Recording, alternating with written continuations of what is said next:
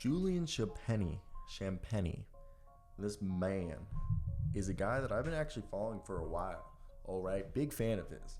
And he was a guy that coming out of college, the hardest thing when looking at him was he was a guy that you were like, okay, what position does he play? As he came out of St. John, he's like 6'8", 220, big body. He can guard 1 through 4. I've always been a believer of him. He came out of the draft in 2022, and he was a dog for the Spurs. Now he signs a 4-year deal for $12 million. What is your guys' thoughts on that deal? Was it an overpay? I don't think so. I think it was a good deal. Worst comes to worst, it's a very tradable contract. But Julian Champagnie looks like he can be, the modern day glue guy. His older brother, or I guess are they twins or, I think Irish twins is it called? Justin is, I think they're twins. They just one went to Pittsburgh and then the other one went to,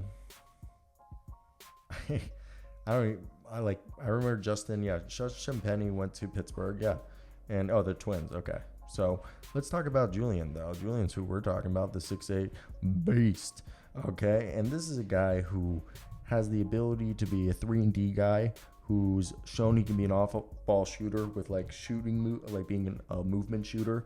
And he was a guy that shown that he's athletic enough to play in the NBA, thick enough to play in the NBA.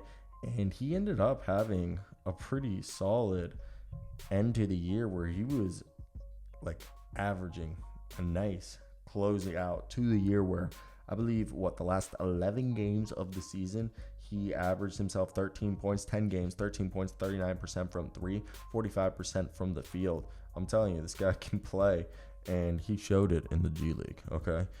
In the G League, man, he was putting up buckets, 18 points a night, all right? And 11 points as a whole for the Spurs, okay? And with the Delaware Bluecoats, he put up 17.5 points.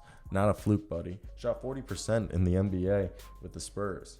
Good signing, in my opinion.